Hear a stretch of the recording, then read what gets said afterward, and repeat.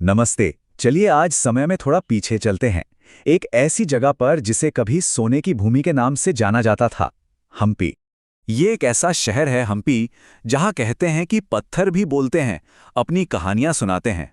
और इन्हीं कहानियों के बीचों बीच धड़कता है इस शहर का दिल, विरूपाक्ष मंदिर। तुंगभद्रा नदी के किनारे उन पुरानी चट्टानों के बीच ये मंदिर आज भी शान से खड़ा है।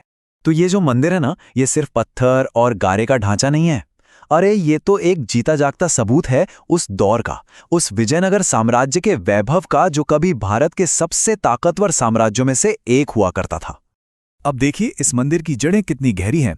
इसकी कहानी शुरू होती है 7वीं सदी से, लेकिन इसका जो सुनहरा दौर था वो आया 14वीं से 16वीं सदी के बीच। ये वो वक्त था जब विजयनगर के राजाओं ने इसे अपनी देखरेख में लिया। और सबसे कमाल की बात क्या है जानते हैं? बड़े बड़े साम्राज्य तो आए और चले गए, खत्म हो गए, पर इस मंदिर में पूजा वो सदियों से आज तक बिना रुके चली आ रही है। अच्छा, अब जरा मंदिर के मेन गेट की तरफ चलते हैं। इसे कहते हैं गोपुरम। दक्षिण भारत के मंदिरों में ये जो ऊंचे ऊंचे शानदार दरवाजे होते हैं ना, ये वही हैं। और जैसे जैसे इसके करीब पहुंचते हैं, सच कहूं इसे देखकर बस आंखें खुली की खुली रह जाती हैं। और ऊंचाई पूरे 50 मीटर। ऐसा लगता है मानो आसमान से बातें कर रहा हो। और ये सिर्फ एक ऊंचा टावर नहीं है, इसने एक के ऊपर एक पूरी 9 मंजिलें बनी है। सोचिए जरा उस जमाने की इंजीनियरिंग का क्या कमाल का नमूना है ये। तो सवाल उठता है कि इसे बनवाया किसने? तो सुनिए, मंदिर के ये जो सबसे शानदार हिस्से हैं ना, जैसे इसका मेन हॉल और ये ऊंचा टावर, इसे बनवाया था साम्राज्य के सबसे महान राजा कृष्णदेव राय ने, वो भी अपने राज्याभिषेक की खुशी में। चलिए अब इस गोपुरम से अंदर चलते हैं, मंदिर के मुख्य हॉल में। और यहीं पर इसकी असली खूबसूरती देखने को मिलती है। दीवारों पर, खंभों पर, हर तरफ कलाकारी अपने उरूज पर है। यहाँ का हर खंभा अपने आप में एक किताब है, जो कोई ना कोई कहानी सुना रहा है। रामायण से लेकर महाभारत तक के किस्से इतनी बारीकी से तराशे गए हैं कि बस देखते रह जाएं। ये विजयनगर दौर की कला का सबसे बेहतरीन उदाहरण है। लेकिन रुकिए, इन कहानियों के अलावा यहाँ एक बहुत बड़ा वैज्ञानिक राज भी छुपा हुआ है।